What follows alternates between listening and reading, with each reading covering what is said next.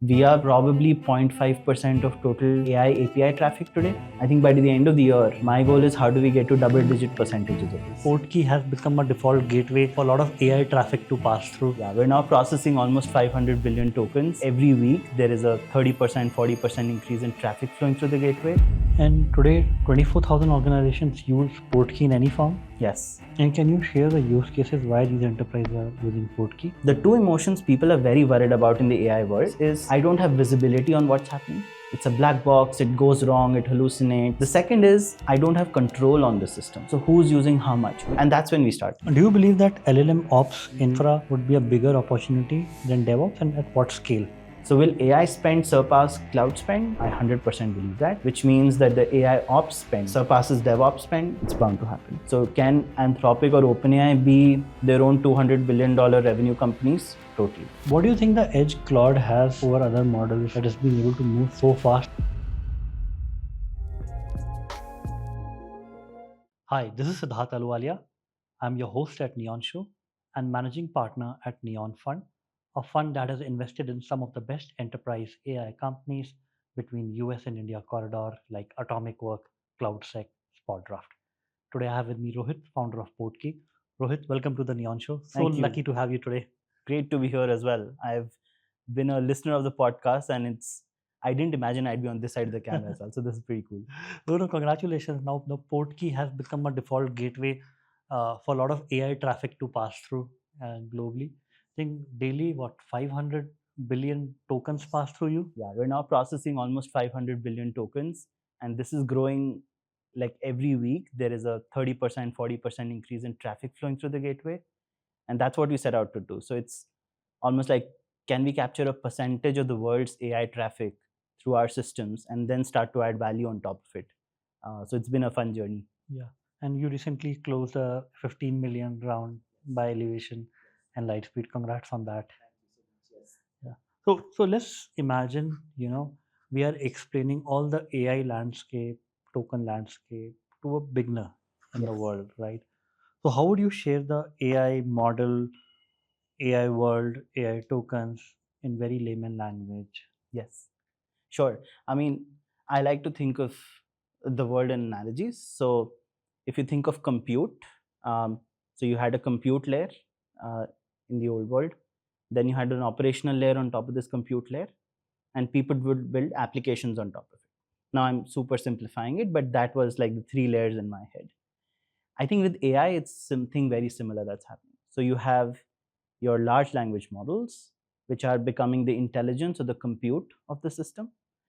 They're obviously a very different kind of compute because they're intelligent, they can think, or at least they have the perception of thinking, and they can do actions as well. On the other side, on top of it, you have the operational layers, which is companies like Portkey, which is helping manage and operate traffic to these LLMs. And then people are building applications on top of it. Now, an application is, I think, where a lot of people are interacting with AI today, which is where ChatGPT or Claude or all of these come into effect.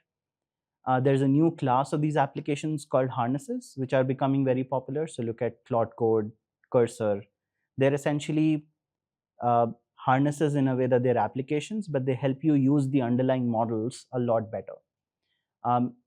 And I think that's how I define the stack. So users are mostly interacting with applications. A lot of these applications are now powered by Portkey, which is then using LLMs under the hood to sort of solve these AI first problems or solve problems in an AI first way. And today, 24,000 organizations use Portkey in any form? Yes. Yeah. So we've had a very successful open source product. I'm quite proud that we were the first ones to call it an AI gateway when everybody else was calling it something else.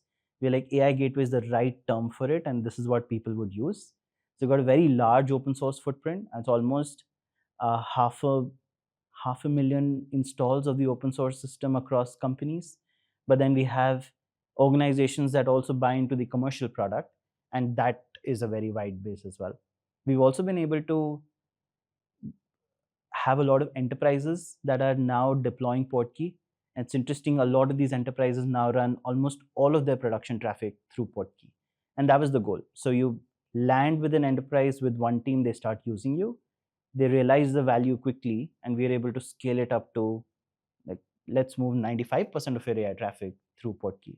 And that's when value just starts to exponentially increase to them, because you have one place to manage, control, get visibility on all your AI traffic. And can you share the use cases why these enterprises are using Portkey? Yeah, I think it's two emotion, right? And we started with this thing. So the two emotions people are very worried about in the AI world, especially larger enterprises, is I don't have visibility on what's happening. It's a black box, it goes wrong, it hallucinates, it can cause problems, my agents can break, a lot of these things, right? The second is I don't have control on the system. So who's using how much? Which team is actually finding value? If I'm going to spend $100 million on AI next year, where is this money going? What is my ROI? These are the two key problems that's plaguing people.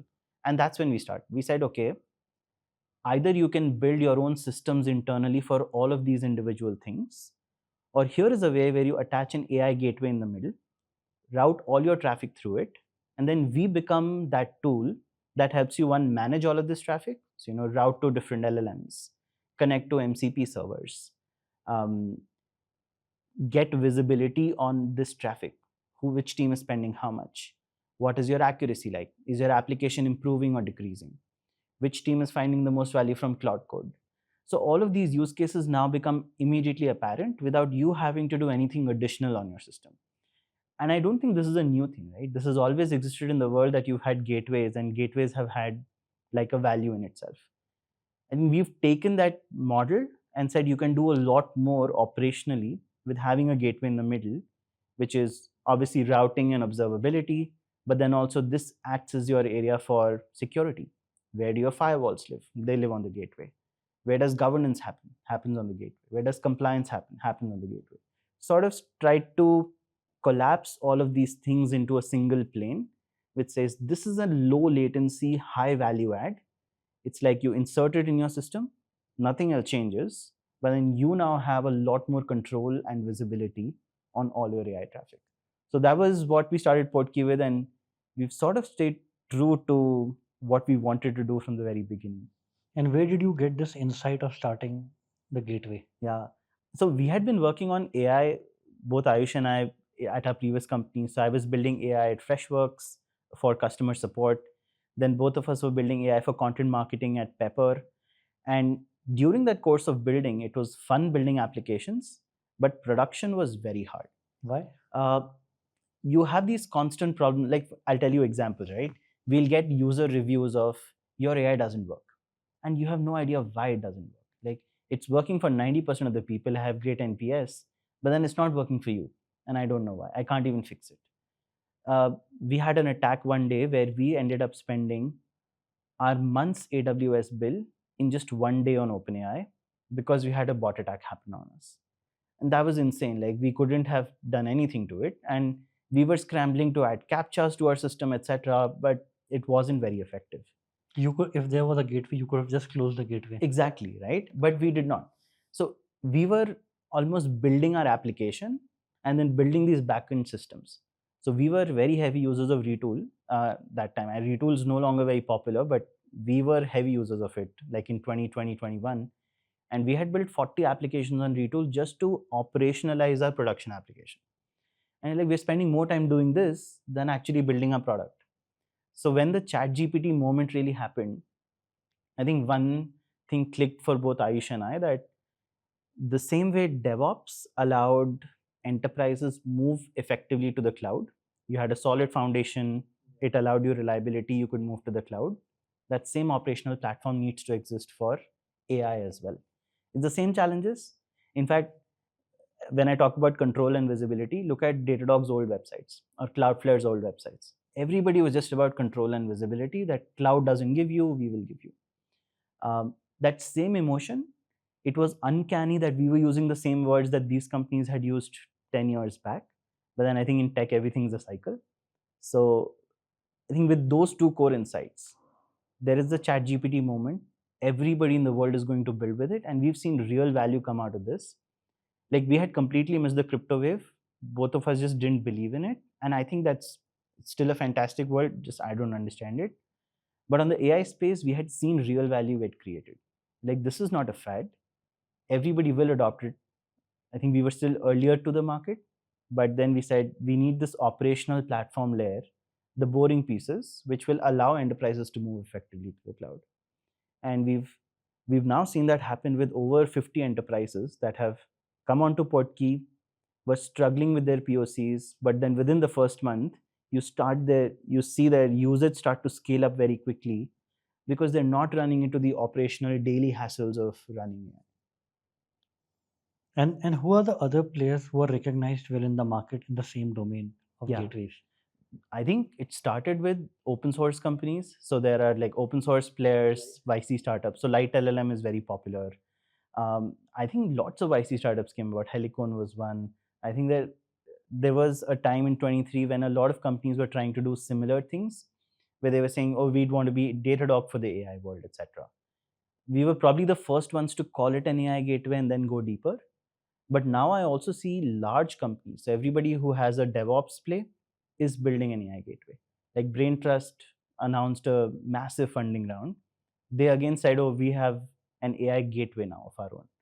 Um, Cloudflare announced its own AI gateway. IBM has one. Every API gateway company has it.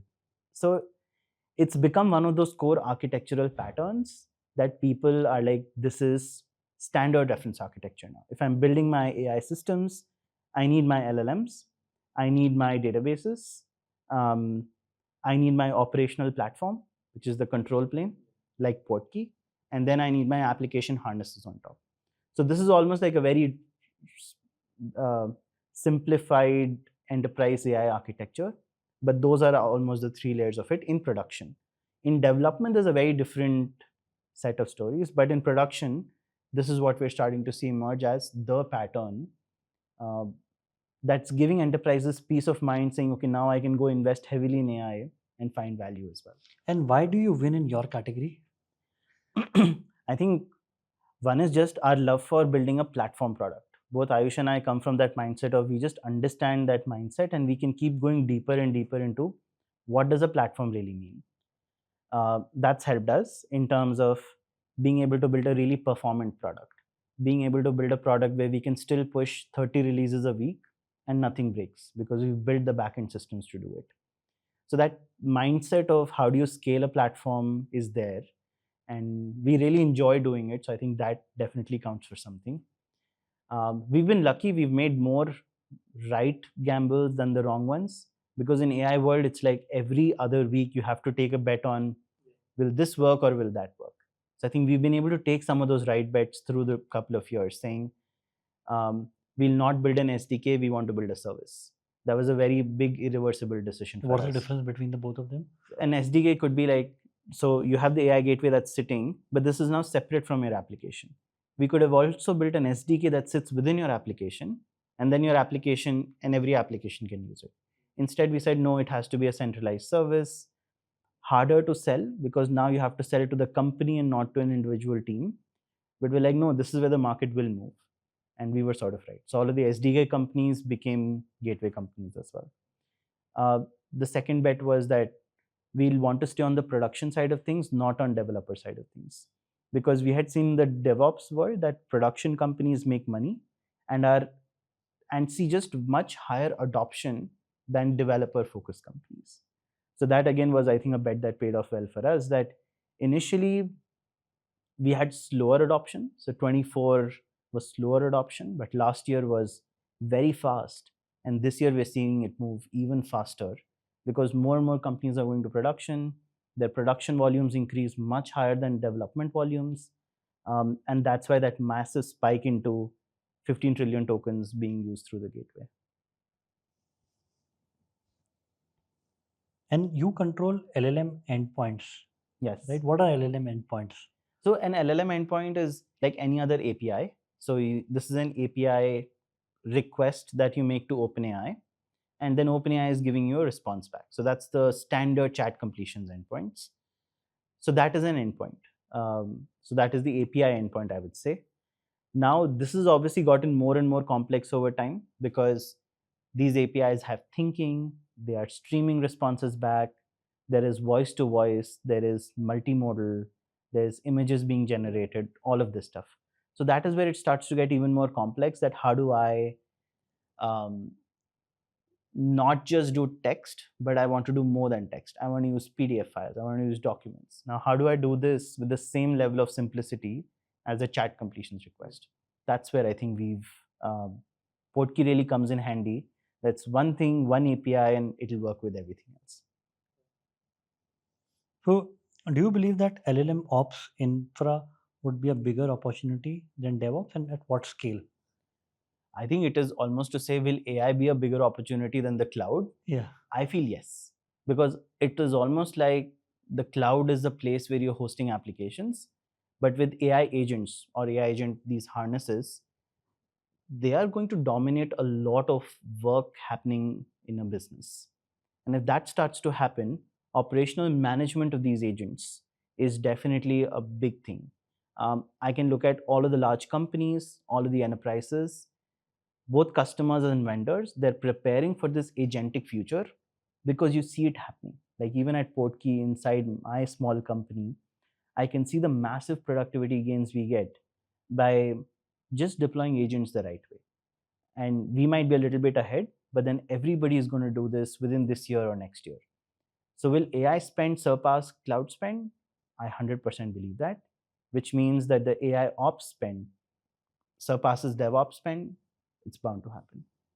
So today, the overall, I think, cloud revenue globally is like AWS is north of 100 billion, Yeah. and combined GCP, Azure, everybody else would be another 50 to 100 billion. Yes. And what is the AI spend today globally? I would say just the AI labs might end up doing more revenue than this over the next 2-3 years. So can Anthropic or OpenAI be their own $200 billion revenue companies? Totally. I would imagine cloud, and this is all thinking, hypothetical. I'll probably come back in 3 months and tell you something different. But I feel cloud vendors will be the compute providers for the LLM labs, and then the LLM labs are definitely going to make a lot more revenue because they're using compute the right way that people expect to happen. So today, there's a lot of uncertainty in the market on what Claude is doing. Where do you think it stems from? How much of it is real? How much of it is hype? I would say a lot of it is very real. And I'll tell you where the hype factor is also coming in from. So right now, I don't think everybody has clearly understood how can they harness an LLM properly. So how do I use it properly? And can you tell the meaning of the word harness again? Yeah, sorry. So like a harness is the so the framework that can use an LLM effectively. So you can start with just one LLM request, but the LLM request can also take actions. So then you define a software function that says, oh, if the LLM responds with a message, okay. If the LLM responds with take an action, then take that action. But after that action is taken, run this in a loop. So that's the simplest harness, Understood. which is make an LLM call, make a tool call, and then make the loop again, which is just a continuous loop. Yeah. And that alone is so much more powerful than just a simple Q&A, because it's now taking actions, it's telling you next things to do, it has context and all of this. Sure.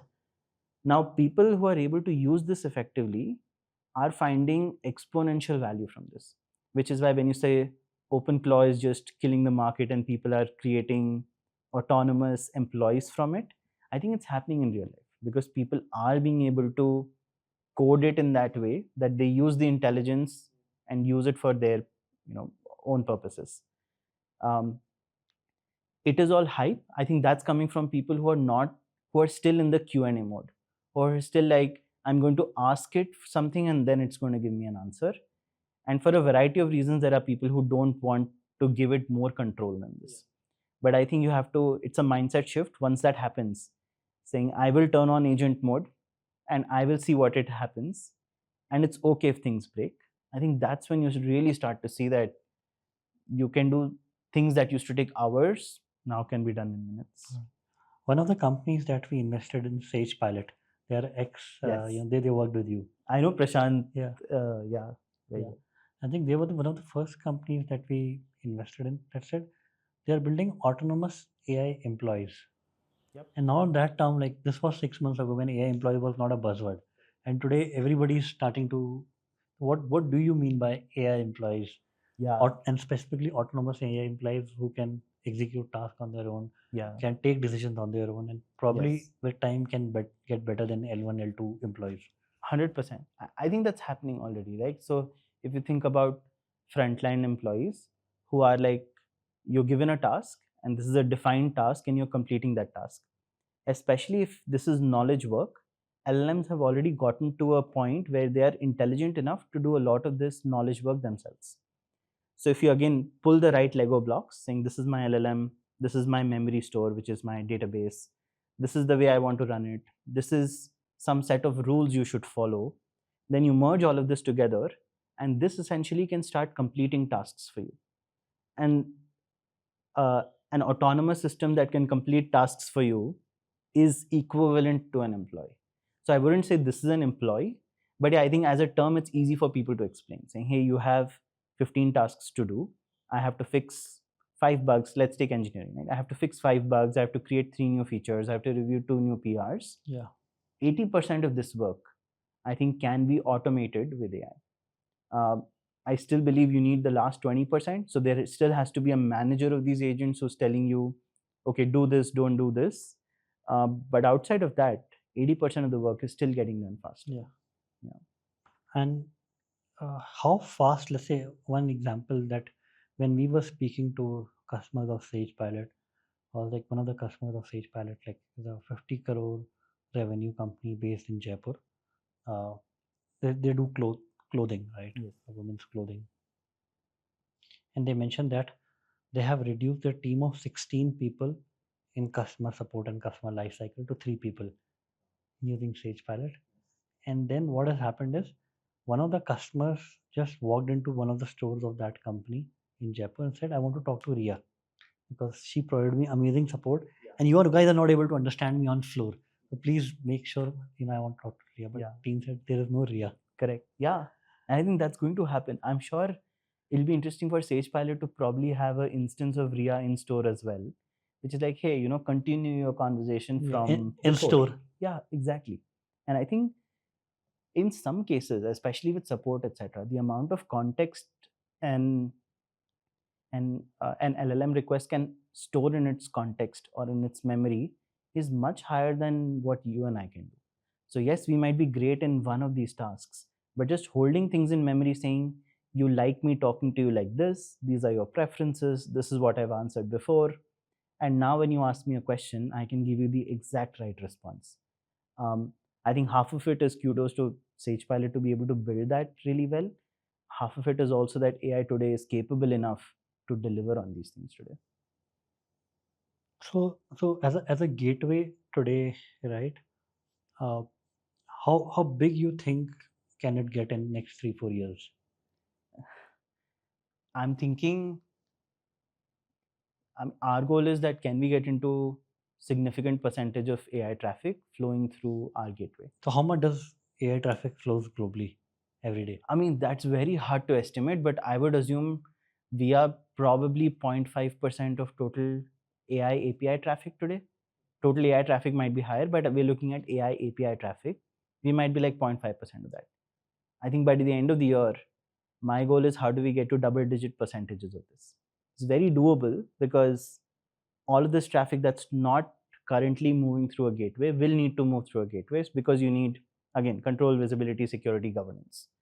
And if we build those right, and if we build the best architecture in which people can deploy it easily and manage it and control it, then it makes sense for us. So I mean, that is where I'm like, in terms of revenue, etc., I think is a secondary story for me. We were discussing that revenue for me is a lagging indicator. It will come. Like if I'm providing value, it will come. But traffic is very important to me. So I think we were probably doing a billion tokens a day a year back. Now we're doing 15 trillion. So that's like a massive jump. And I see another jump happening this year. And it's not just because, oh, we are an amazing company and we're doing it, but it's AI adoption is just growing that fast that there's very strong wins for people to have something like Portkey in the mix as well. And what do you think? Let's say there's a lot of talk around AI bubble also. What do you think can it cause a bubble and Yeah, cause something negative in the economy? I think it's everything. I like the Gartner hype cycle, right? So everything has a hype cycle. I mean, you had vector DBs that were like, oh, this is amazing, and right now vector DBs are like, no, this absolutely doesn't work, so don't use them at all. So everything goes through that. I think AI has also gone through that multiple times and different things, but there's always been something new that's come up which is exciting and has completely changed it. I feel that today, even if all innovation were to stop, there is enough fuel in the AI space to say you can still continue to pick up these Lego pieces and still keep building newer and better systems. But innovation isn't stopping still. There is so much money that's been pumped in, so innovation will happen. Now, do valuations flicker over time? Can happen because there's so many things happening that the valuations can flicker, but I wouldn't expect. I think this comes from personal belief. Like, I have seen it create real value. I have used it internally to automate my life away. And if there's value in work, then there is value in AI. So that's how I'm equating it. So the bubble might be on the valuations, the bubble is not on utility. How have you automated your personal life? I have like from the very beginning, we have been very much like I want to have a small, lean, mean team. So a lot of my tasks today, in terms of, I think one annoying thing for me was sales follow-ups. Like there are just these tasks which I have to do, and they're very important. Like the customer's waiting on me to send them a deck or to just reply to my questions, and I'm probably having 15 of these calls in a day, and I'm just missing them. And it's annoying for them. It's annoying for me, and I was going into this guilt cycle. So that's where it started. Saying, can I start automating follow-up, where based on my meeting notes, it creates tasks and does it for me automatically. Slowly from then on, it went into, hey, can I start solving software bugs through the same assistant as well? That started happening. So my team started seeing me making more commits, and they're like, how are you on calls and still making commits here? Because it's automated. Like it's doing those commits, it's running those checks. I review it and I'm committing code. We've started to use AI a lot for our contract reviews. So I work with our team that's reviewing contracts and turning around faster, because we're able to review contracts faster. We're doing security questionnaires faster because we have now a repository of all our answers, and we're filling questionnaires from there. So I think almost every part of the job, I'm trying to see how can this become faster with just AI. I was talking to, like, we have a new people ops leader now, Ranjita, and she was struggling with this automation where, in compliance, you still have to download a document, upload the document, say this is now completed, change dates, etc. And we were toying around with it, saying you can take, you can complete this in an hour, but it's going to be boring. Or let's try to use Claude's Chrome extension to do this. It took us an hour, which we knew that this is going to take the same amount of time as that. But then finally, it was just so fascinating for her that this extension, once I tell it what to do, is just doing the right clicks. So I've given it a set of instructions saying, here are all the files, this is my compliance list completed, and it's making the right click. So it goes to the tab, clicks a button, uploads the document, says, okay, this is saved. So, okay, this is done. Next, next, next. And she can be on a coffee break, or she can be doing something else that's more meaningful, while this operational mechanical job is being done by the extension. So today you are supporting 1600 models. Yeah. So how does like the world works with people choosing I want this model versus that model? How does the trade-off working? And is it following Pareto principle, like 95% of the volume is the top 5 models? More or less, yes. The top 5 changes very quickly, which is why Today, what people, would be the top 5? I think today top 5 would be, and I don't know when this releases, but I think right now top 5 is probably Opus 4.6, Opus 4.5, Sonnet models. For coding, we see GPT-3 codecs, 5.3 codecs. In the open source world, Minimax, Kimi K2 are popular, but I think there's newer models that keep coming up. But that is the broad set which is like top of mind for us. These keep changing very, very frequently. In fact, we launched a ranking website. Right outside our office, we have this board of like a stock ticker. We have these models and their tokens as a ticker to say that which model is trending right now. How many tokens On Portkey? On Portkey. Because we now are, 15 trillion tokens. So we have a real subset of enterprise production traffic. So saying, okay, enterprise production traffic, we probably have a fair enough sample size of the world's traffic pattern. So percentage wise, we can see what's happening. And I think with Opus 4.5 and Opus 4.6 with the first models, we saw the uptick in number of tokens was just insane. Like forever, you would have GPT 4.0 mini or GPT 5 mini as the leaders in tokens, not in cost spent, but in tokens, because these were the workhorses. And these are also cheap models. For the first time, we saw 4.6 Opus, which is the costliest model there is right now, is at the top of the charts in terms of number of tokens spent. Yeah. Which is another indication of people are no longer worried about cost of AI. They're worried about return of investment, which is why, okay, I'm happy to spend $200, $300 a month on Claude code, but the value that I get from it is much, much higher. So it's no longer about I want $20 or I won't spend more than $25. It's about, oh, can I augment my employee with another additional $500, which is probably 10% of their salary, and then do so much more with it. Which part of the world you are seeing the fastest AI adoption? Right now, it's for sure software development. Like software development for sure is the space where maximum adoption is happening.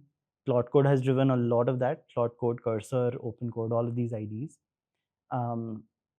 That's the top right now, but I can start to see this seeping into every other space. And what are as well. the next, second, third, fourth, and I would fifth one? say so operationally heavy tasks. So legal, finance, HR.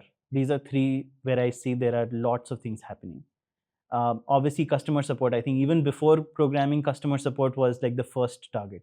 So customer support is already the first? Customer support was probably the first. I mean, if you see companies like Sierra and Decagon and all of these, they were built on the Q&A world, which is even if you want just answers, the AI models are great at it. So I would say customer support, customer success, these came even before, and even content generation. So content generation, customer success, customer support were first, programming, software engineering second, and now we're seeing, so legal was also there, but I think now legal's adopting it really well. HR, finance is adopting it really well. And I think after this is like every other space. I don't have that much insight into manufacturing, etc., but I see our customers use it very heavily in that as well. Like, then my next question would be, what are the domains where you see the most usage on Portkey? Like, for example. Yeah. We see obviously again software development, engineering teams using it is the highest. Knowledge work is the second, which is large consulting teams or large business teams that are preparing proposals, etc. So all of that is, we see that happening quite a lot.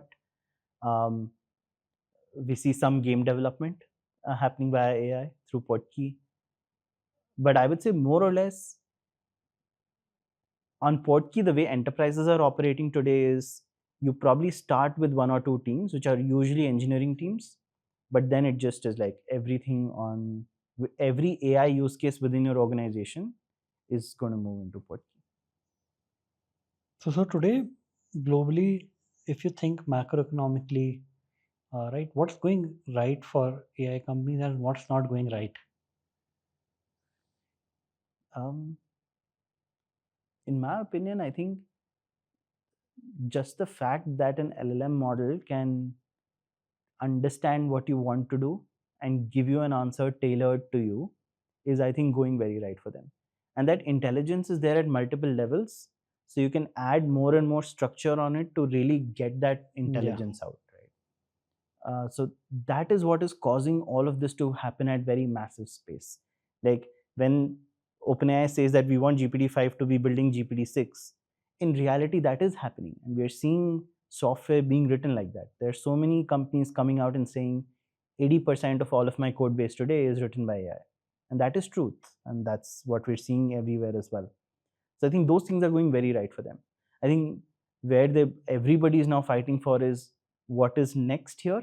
How do we upend the current incumbent model, and what are new use cases we can take this into? I'm sure at an underlying level there is a data center war and an electricity war and a GPU war as well. But again, I don't have visibility on that. I think where, in my view, what disturbance some of the AI companies have caused macroeconomically is because they don't want their underlying cost models, like the cost structure, to be revealed publicly. They keep on growing and growing, and they don't want to go public. That's my hypothesis. That, yeah, I think you might be very right there. Even the application layer, right? Your margins may not be great or are great, but it's very opaque right now. So we don't know, are these good businesses or is it just good technology to begin Yeah. with? Yeah. So then what's happening is anything that Claude drops today, because people don't have visibility into Claude, but they have visibility into public companies. So even if ServiceNow is growing, Hmm. they'll just dump the ServiceNow Yeah. stock. For sure. For sure. Claude launches a security plugin and then security stocks are down. Yeah, so which Drops it. doesn't make sense Yes. today, right? Agree. It's just not that everything that Claude is launching is going into production, Yes. I right? agree. Yeah. And they'll keep on launching because the pace of the company is going so fast, right? Yes. So everything, like today, Claude launched something on HR Tech, Yeah. and they say they're slashing the prices of Workday, Yeah. Yeah. right? Which Can doesn't imagine. make sense to me, and this is what I think is causing macroeconomic disturbance. And a series of these macroeconomic disturbance just compound so fast I agree. sometimes that these have led to bubbles in For the sure. past. Yes. I think the good thing, and from a pure product technology perspective, right? I like product technology, but what's happening is that ServiceNow and Salesforce and Workday and all of these companies are being pushed to innovate. Like in other cases, they're like, we have large go to market motions, there's a revenue that we can easily protect, and you don't have to.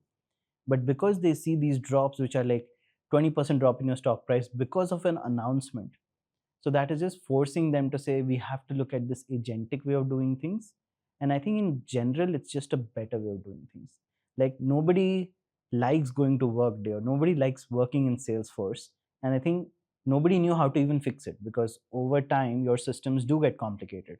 But I think these are ways where you can have agents take away some of that complexity and just do things in the background for you. Yeah, you might be right there, because everything that Claude drops tends to make the world more efficient. Yes. So somehow the inefficiency which gets controlled by stock price, Yeah. tends to improve. Yeah. Yeah. I think stock price become more a forcing factor for teams to relook at their strategies, Yeah. which is good. I think people are going to, this is going to force them to use it more. Also helps Anthropic in another way that every time, obviously, Claude adoption can increase, but their API adoption will also increase simultaneously. And I think specifically what I like about the AI wave is the best of the founders are technical people at heart. Like earlier in SaaS Wave, like you build in SaaS Wave, right? Your first company, Framebench. So you would require a very strong go-to-market founder Hmm. paired with a technology founder, and somehow the go-to-market founder would override the Yes. technology founder. That is not happening. Correct. No, I think this time it is purely you can have tech founders working with go to market teams. Although on the flip side, the other thing is still that because building software has become so cheap, you need strong product thinkers or systems thinkers rather than just strong executors. Yeah. And on the other side, you need somebody who can understand distribution well. Maybe they're not great salespeople, or maybe they're not great marketers, but they need to understand distribution really well. So, I mean, we just hired our first VP of sales, and right at the outset, he's about how can we use systems to change the way sales is done. And I think that's how almost every other good sales leader is thinking, that it's not about the typical AE math anymore.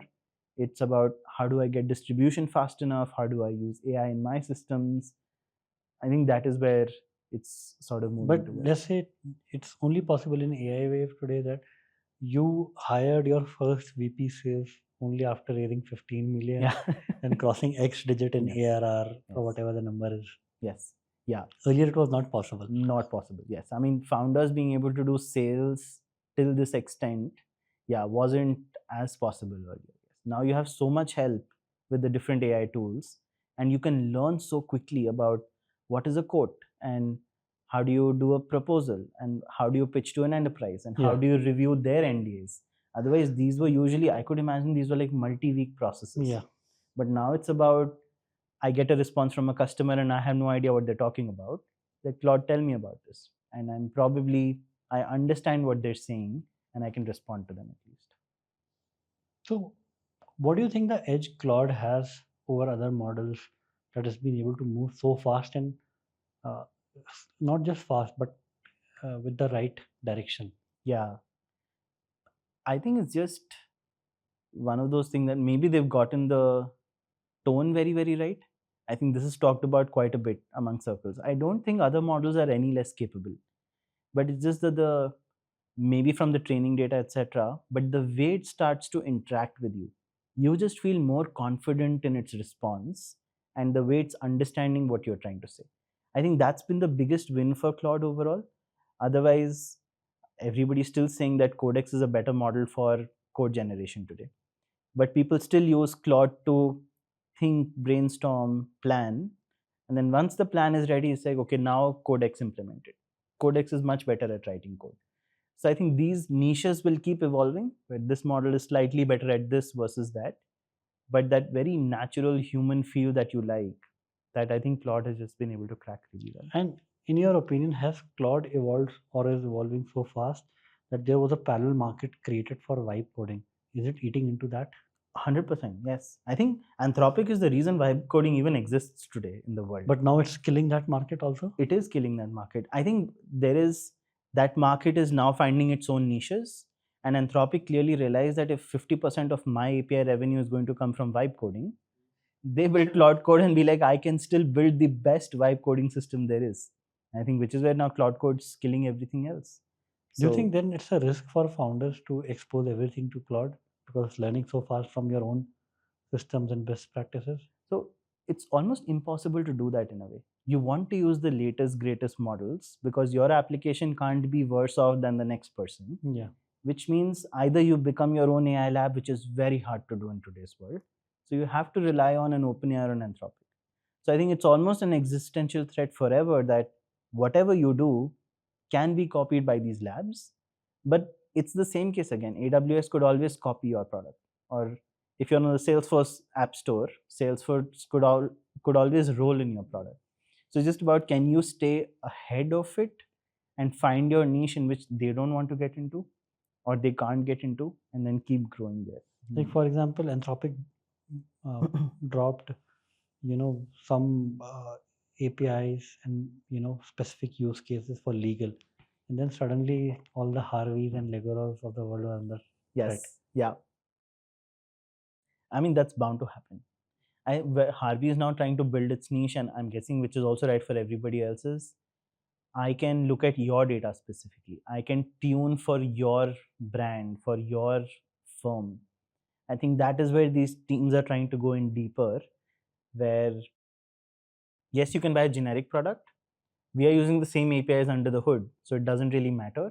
But we can then provide a layer on top, which Anthropic can never do.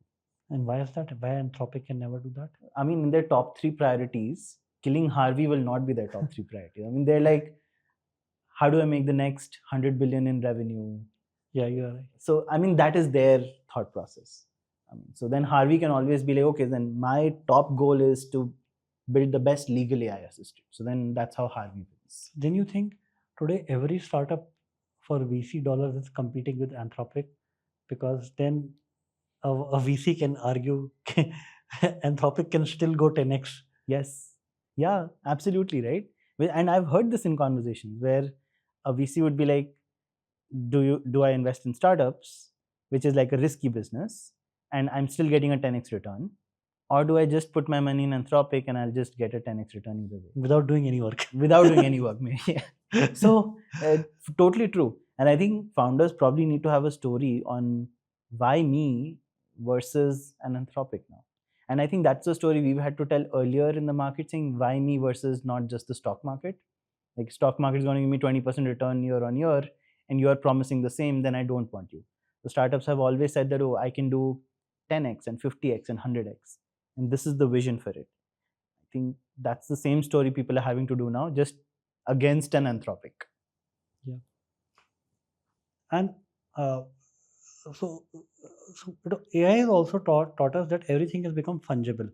Like yesterday, Cursor became a $30 billion company, and suddenly it's lost its head. I don't know anybody today that is using Cursor. Every developer has switched to Claude. Yeah. What is happening? Yeah, I mean, these are those inflections that will continue to happen, and it's very rocky seas. Like, we are damn in the middle of all of these seas, and we see these big giants growing really, really quickly, and then suddenly something changes, and then they have to re-innovate. I think that's just the nature of the market right now. Till there is no stability and calmer waters, which I don't see for the next couple of years, it is going to be like this, that teams, you can only choose to grow really fast and then see what happens. But ultimately, yes, you are at the mercy of a lot of the market factors that are prevailing around you. So currently, the consumption that is happening through Portkey, can you tell us which top three geographies are the highest? I think I wouldn't know exactly those numbers, but I would say US is by far very high for us. I think also our majority traffic currently comes from US because US started productionizing AI a lot sooner. And I would say even in that, teams in SF did that a lot faster, just because of their proximity to an OpenAI engineer or an Anthropic engineer, where they're able to exchange information quickly and build production ready systems faster. So that happens. I think I would say most of our traffic is US. We do start to see a lot of traffic from India as well, but I think India traffic is still a little bit behind in terms of quality of traffic, which is, are you using the latest models? Are you moving traffic very quickly? I don't think that is happening, except for some of the main companies that are coming across. We see companies in Australia are doing really well. So your first would be US, second India, and third Australia. I would almost, third would be probably rest of the world, because it might be so smaller percentage. But like, just anecdotally speaking, we've seen Australia companies just think about this really well. Like, some of the largest banks in the world, the largest fintech companies in the world, they're really thinking about what does an AI first bank look like. And that is very interesting to see how that's happening, not in mainland in San Francisco, where Silicon Valley Bank is doing this, but like, the largest banks elsewhere in the world are also innovating. And what is the modality, right? Is it what numbers voice comes in through Portkey? Voice for us has not been very high, but I think that's just because we started as a text gateway first and then we did voice later on. I think voice is one of those things that's growing very fast for us. So real-time APIs, live APIs, voice to voice, that is a space that is growing very quickly for us. I feel in India, voice has taken off a lot faster than text. In other geographies, text and other modalities still dominate. But I would say this year, voice will definitely take over in a big way. Okay.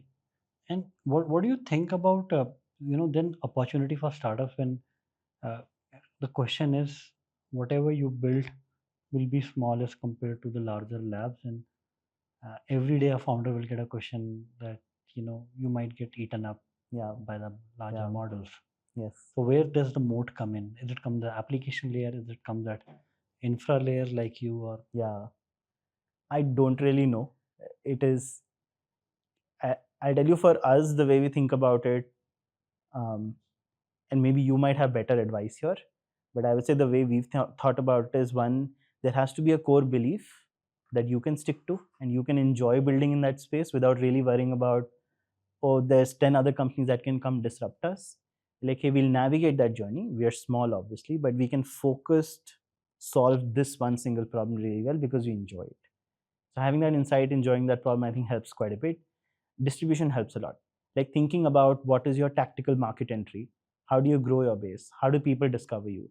I think that is becoming more of a moat than anything else, because if you don't have distribution, then you really have nothing.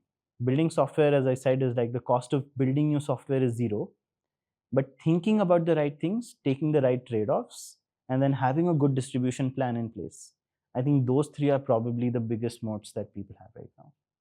In my view, where a startup can at least have a path to 100 million in revenue, and this is still theoretical, it's yet to get played out in practice, just from observations from our portfolio company executing, is institutional knowledge in your domain will surpass what models can build for that domain, because the institutional knowledge in your domain, for example, let's say legal or pharmaceutical or construction, is much more nuanced than And as I said, right, Anthropic's goal is not to become the best construction tech company. Yes, I Right. agree. Yes. And also, what happens is, as these OpenAI and Anthropic partner with, let's say McKinsey or Accenture for delivery, so you don't know who is the person leading in the both these organizations, and these people would eventually jump to some other ship, Yes. right? Yes. So your institutional knowledge, your network with your domain is what you can really compound. And a lot of the providers in these domains, let's say pharmaceutical domain, right, are fearful of large labs also. Yes. So they would want to maybe just by, you know, uh, they would want to still give a contract to OpenAI and Anthropic, but they would not place all their bets on them because they might fear that tomorrow Anthropic could become a pharmaceutical company because like building a drug is also intelligence. At the end of the day, if they have access to the same salts, same papers, same researchers, why can't then Anthropic to grow its TAM, start a drug development arm? True. And Fair. so Just acquire a company that does drug development and be like, okay, now we'll compete with everybody else. everybody else, Totally, like that for makes example, sense. top five, Mm. uh, think of five top categories in drug market, let's say fat loss or Olympic like category, and just ship out Yeah. faster, better, Yeah, could be. because Totally. we have better intelligence. Yes. So larger companies would be fearful of them, so they would not hand over everything to them. Uh, so that's our belief, and thereby a founder's ability to become the go-to voice in their industry uh, is becomes critical. I agree. Yeah. And I think a more subtler point you mentioned that I want to bring out is that as founders of early stage companies, you can be a lot more hacky in these things. Yeah. You don't care about OpenAI copying you or ripping you off. You're like, Yeah. okay, there's already 100 companies that are Yeah. going to rip me out. It doesn't matter. So you can be a lot more scrappy, hacky in your way to get there. And I think that is a very big advantage that larger companies don't. Like, I, as a founder, can be sitting here talking candidly with you about everything that's happening. Yeah. I'm sure if somebody is a $1 billion company, they have to have media training and be like, you can say this, but you can't say this, you can't be controversial. Although in the age of Twitter, I don't know how it goes, but that's a big advantage. As a younger founder, you can just grow a lot faster. And I think as we start to hit that 10, 15 million revenue, is when you'll have to really start thinking about, okay, what is now my path to get to 100? I think even then it's probably faster, easier as a founder to do it versus a larger company pivoting their company into doing this now. Yeah. And second thing is that, let's say if you are getting today, now I think since you have proved and you are now processing 500 billion tokens per day, but earlier in your journey you would still be getting questions. What is Anthropic builds a gateway? Yeah, yeah. And we still What was your answer to that, or what is? I mean, we still get it, right? What happens if AWS builds a gateway, Yeah. Anthropic or OpenAI builds a gateway? Um, Again, I think initially our answer used to be that this is, do you want to capture the 5% revenue or do you want to capture the 95% revenue? Most of these larger companies were like, we'll focus on the 95% revenue, which let us go the first 2 years, which is like nobody's, yes, an AI gateway is really important, but what's more important? Should I build my own LLM or should I build an AI gateway LLM? Obviously, do that. Today, it's just about we've built depth in the space quite enough, and we've built enough cross provider support, which people really value. What do you mean by cross provider? So we have like large enterprises that want Portkey, and one big advantage is I'm not logged into a Bedrock or a Vertex. Tomorrow, if I want to switch my traffic from Vertex to Bedrock for whatever reason, on Portkey, I just have to come in and click a toggle, and Portkey will direct all of my traffic to another provider. Now that enables them cloud neutrality or AI neutrality, that tomorrow when OpenAI launches its latest and greatest model, and Anthropic, I need to shift my models there. I don't need to re-architect all my systems. I'll change my prompts and I'll come to Portkey and be like, hey Portkey, send my traffic to this new model now. And that's it. That leverage is what I think people like, that I now have control over my own systems. And tomorrow, if not Claude Code, everybody starts using some other coding product. Then Do I build the same set of guardrails there? That's all harrowing to enterprises. Now, because all of that's built in this layer, as long as we keep up with the AI chaos, the enterprises are sort of protected. That's where I think that's where we've won. I don't think it's because of anything else. We've built a solid, simple product that helps enterprises just take care of that chaos. Yeah, but that's the longer answer. I think the shorter answer is just that focused on this space only. And we've told people that if you're only relying on one cloud, one AI provider, you don't need us. But if you have a strategy that you want AI to be the centerpiece of your company, then now it's reference architecture for you to have an AI gateway system, which needs to be neutral and needs to be out of all of this, which is us. So, you know, according to you, what are the things that you predict will happen in the next 12 months that possibly become your product or GTM roadmap for the company? So I'm hearing um, almost the software world is getting divided into two. Either you can be an AI lab, which is the intelligence, you're building models, you're doing new stuff, or you have control over this traffic so that you're the harness, application, ops, all of this layer, right? So this is all I think where the world's going to move into, and this is where the two places of investment are going to happen. For us, just being able to sit in production traffic and prove that we can be in production traffic for some of the largest companies is already confidence enough to large companies. Now our goal is that what do we start to provide on top of this traffic back to you? What Cloudflare did back in 2012 or 2015 was, I see all of this traffic, I can identify security incidents happening on one area of the world and solve it for everybody else on my network. So every time I'm getting more traffic on my network, everybody benefits from that. I think Portkey is we have a similar thing there, saying for us, now it's just going to be about if we have traffic and we keep increasing traffic, and we are about to launch our enterprise gateway 2.0 in the open source world, which is like if you're running Cloud Code on your machine, you can drop our tiny gateway daemon on your machine, and it has the full capabilities of Portkey without actually needing a server to deploy, etc., etc. All connected. Now, these are things that help us grow traffic, but then add value on top of it to say, okay, let's take more of your operational stuff away. So that is what is very exciting to me. That if an enterprise is making a billion API requests a month, this is amazing data that you've collected. Now, how do you use this data is going to be very interesting. So, like we've heard cases of people saying, I'm correlating my Claude Code data with my GitHub data and finding out team productivity and finding hacks that I can share with the rest of my organization. And hey, if you do this, you write code better, faster, cheaper. So then everybody uses that. And that intelligence on usage patterns will be super useful. Now it'll be interesting as I say it, I'm thinking AI labs would love to get this intelligence and build it into their systems. Then it'll happen on both layers. Like I would want my own intelligence systems here, and then the AI labs will keep improving the models. So, do you believe a world exists where the current SaaS companies, old world SaaS companies, cease to exist? In the current form, they, in my opinion, they should cease to exist. Like I shouldn't have to go to Salesforce and then click on fields and enter something and then click save, and then there's a loader and then it saves it. I think that world is over. This year, next year, you are going to be like, spoke to this person, this is what happened, update my record. I think that is the world that is like very real. I think it will happen. It's interesting to see what happens beyond it.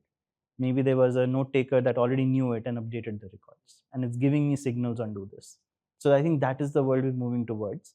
In the current format, SaaS companies will just become systems of records. So you had the database, which got obsolete because of a SaaS platform, which is just CRUD on this database, but interesting CRUD on this database. Now, SaaS platforms, I think, are the new databases, which is systems of records. System of execution will be more these agentic systems. And how big you think, like apart, let's leave it, for companies to build the opportunity to build the system of agents? It's huge, right? Pick any industry which people were building software for. Now you have the opportunity to say, I can not only replace software, but augment employees working on that software as well, which is in itself a much larger TAM itself. So if you think about customer support is a, I don't know, but let's take $50 billion TAM, Yeah. right? So customer support itself, just customer support software is 50 billion. I'm sure customer support as a market is probably 500 billion or maybe 5 trillion. Yeah, like 100x of that. Exactly, right? So 100x of that. So now the opportunity in customer support for agentic is not 50 billion, it is 5 trillion. And so that is the thing that is exciting so many people, which is why you see senior exec, large companies making lots of money, quitting to start companies because they can clearly see there are just massive blocks of opportunity available, and it's just market grab at this point in time. So now building has become so easy because of cloud and a number of tools. What is really hard now for founders, and what is hard in the market to execute? Yeah, I think finding a good problem and then telling the right story to have people try it out. I think growing the business is the harder problem. If you go to Twitter, there is, I'm sure there's thousands of people who are building products and showcasing them. It's very hard to break out of that noise. Everything you build is like, oh, I can replicate this in a week. And there's a engineer sitting at an enterprise saying, oh, this is my weekend project now. So one, how do you prove that this is not a weekend project? This is deeper, and we are constantly going to think about it. And how do you break free of that noise and reach the right people? And that is what at least I spend most of my time focusing on. So who are the people I need to hire in my team that will get me to uh, break this clutter? It's just about that for me. Sure. And because of Claude making it so easier to build, are you seeing a difference in the behavior of enterprise because a lot of AI traffic flows to you on build versus buy? Yeah, insanely. Like everybody is now saying, let's build first instead of buying first. And it's driven by two factors. One is obviously Claude is enabling engineers to build faster.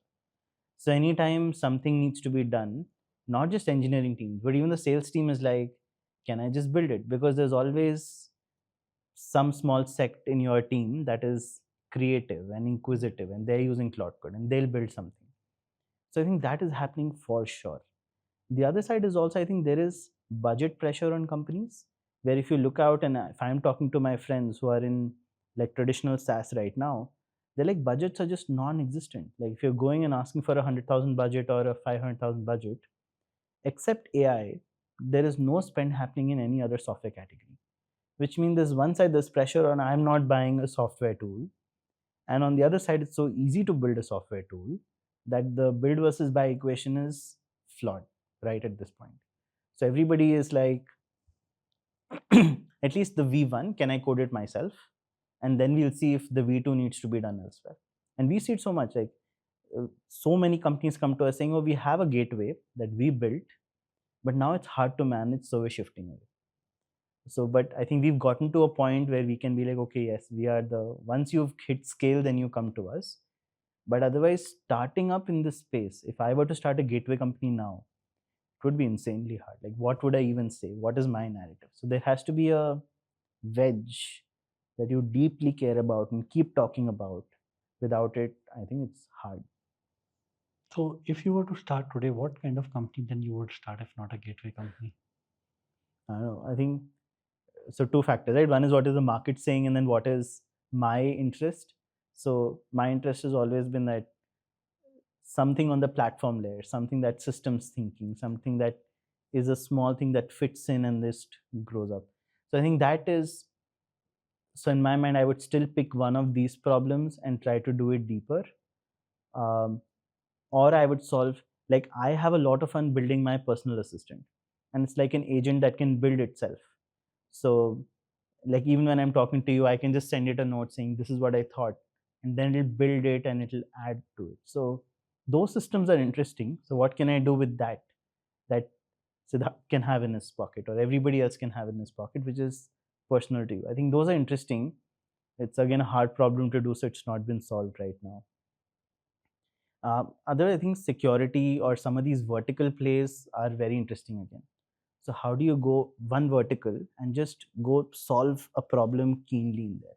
And you were talking about the same thing. Can you pick a vertical where you have deep domain knowledge in, or you find people with deep domain knowledge and just build in that space? I think those would be interesting Like problems. for example, in your case, you Yeah. cared about all the AI traffic and you built everything on the gateway that could possibly be built. Yes, exactly. My goal was just that once I have this AI traffic in place, now how do I make sure there is value that I can keep layering on top, layering on top, layering on top? So you become irreplaceable. Irreplaceable, yes. There is one level of irreplaceability already because it's very hard to get in. Like, do you really want to put a third party system in your production traffic? Is already a hard decision for people to make. Once you're in there, because you've proven to a large extent. And then my goal is that once I'm in this traffic, I will make sure that you like me so much and I give you so much value back that you continue to grow with me and I can layer revenue layers on top of it. Um, yeah. Today, 180 million of customer spend goes through Portkey. Yes. How do you classify this spend in? It's just, so this is all AI API traffic that's flowing through us. Like purely LLM calls. LLM calls, yes. So it's purely LLM calls, and that is what makes this traffic valuable. Like till today, and I get this question a lot, right? Why is this different from an API gateway? Like API gateways have existed forever. You're doing the same thing. One, I think the technology is very different, but let me talk about the other part, right? Which is every API request is literally that has a dollar value to it. Like an Opus request with 10,000 tokens is probably 23 cents. And this is, you're making 1,000 requests, which means this is $23 worth of API requests that you've made today, or $230, whatever that math. That is what makes this gateway a lot more valuable, because it's not an API request that is so minimal in value that it doesn't even matter. Like a get request to the DB request, you don't even think of it as cost. But now this is like, it's 23 cents, it's real, and I'm showing you it's 23 cents. So which is why you being able to manage this traffic is important. And that's where I think we've been able to grow bigger on it as well. So that is what our spend is. So we keep an eye on how many requests are flowing through the system. We also like to keep an eye on how much spend is going through the system. And I think we were talking about this earlier. The more Opus spends happen through Portkey, the LLM spend through Portkey increases. And we've almost, like, I think, gone 10x in LLM spend in just 4 months. And that's because we've seen. So from 18 million to 180 million. Yeah, I mean, almost that would have been the case. Maybe not 18 to 80, but like maybe 30 to 180. But that has happened because our top two models used to be GPT-4o, GPT-5 Mini, Claude Sonnet. This used to be our top three for a long period of time. Now our top three, I was just checking between, is Gemini 2.5 Pro, Opus 4.6, Sonnet. So Sonnet still is there, but then you have two extremely costly models at the very top, which is I feel this is not talked about enough, but there is a change happening in the system where you're not focusing only on cost, you're focusing on value of these models. You focus a lot on MCP gateway. Like, Yeah. what is MCP gateway and why does it matter to you so much? Yes. So MCP, or I would say tool calling, is what enables agentic workflows to work. So the model context protocol says that whenever an agent, so let's start even though, right? LLM call started with, I will ask you a question, you give me an answer. Yeah. Simple. Q&A. This was one request in, response back. Then teams added this concept of tool calling, which is, hey, I can't give you an answer, but you should probably make a call to this function, which will then give you an answer for this question. Which could be, this function could be within your code, it could be in a third-party application, or any of these.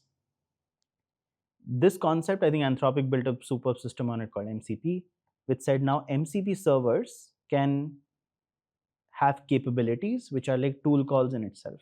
And now LLMs can say, call this tool, call this tool, call this tool. This is where I think the world changed in the last 6 months, where people were like, it's not just Q&A, but now my agent can take actions for me. It can update a Google Sheet, it can send an email, it can do those things. And then you can get into complex things as well.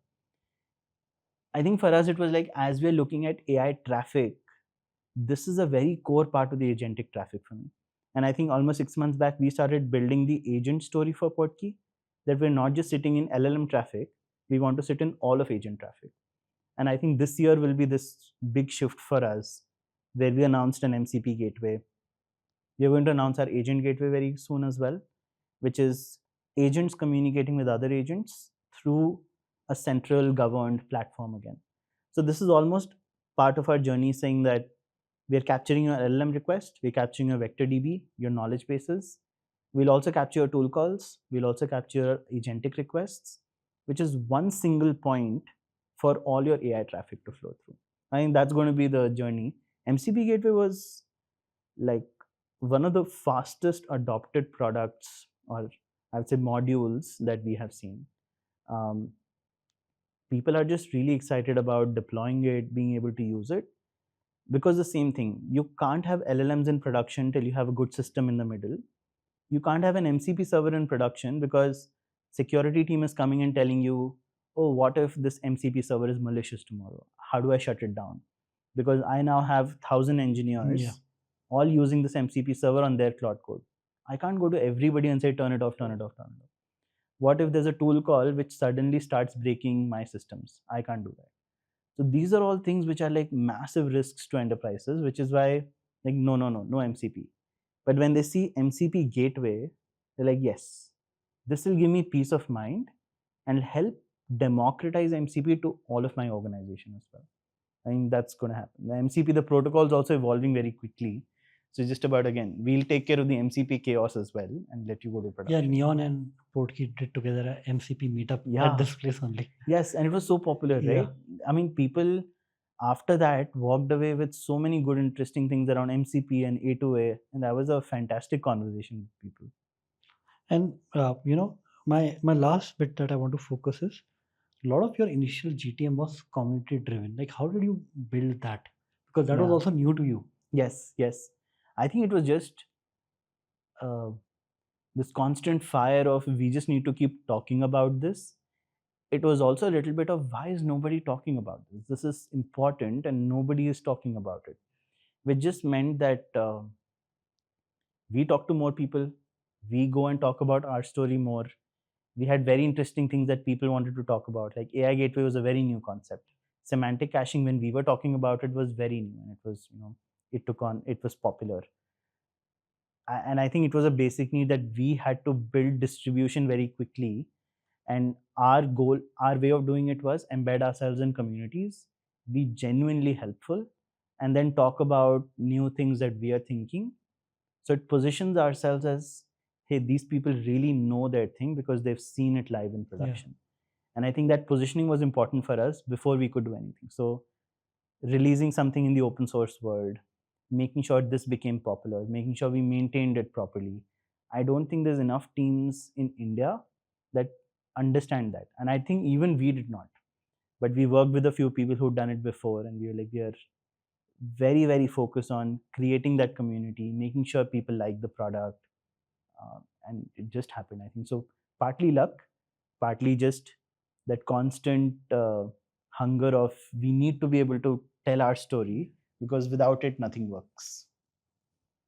Open source shaped your GTM. Can you tell us the decision of Yeah. going open source Yeah. and how did it shape your GTM and your all decision making? Yes. So we have never done open source before. Like, I don't think our team has experience in open source or what do you do with this.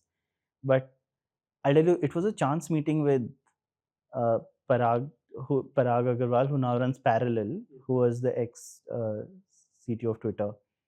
And I was sitting with him and I was just generally chatting about the things. And I had a question to him saying, should I just open source bit of this? I don't know what to do and why should I even do it? And he said that there's only two reasons you should open source. One, it is giving you, so you're building a product that you can't build in isolation and you need the community to help you contribute, etc.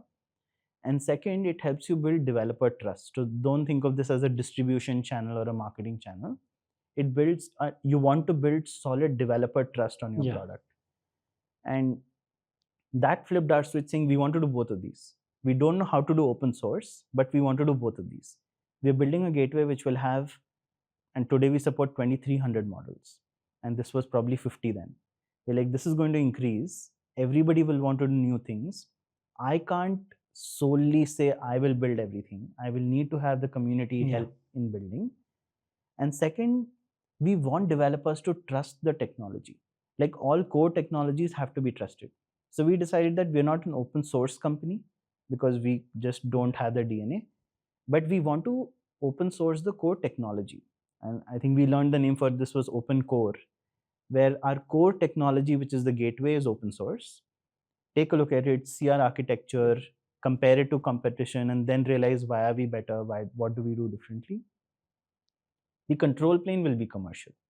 So that was the thought at the very beginning, that this part, which I feel should be democratized. Everybody should just be running this. Like, even if you don't want Portkey, you don't need anything, please just use this. Without it, your life's going to be so much more harder.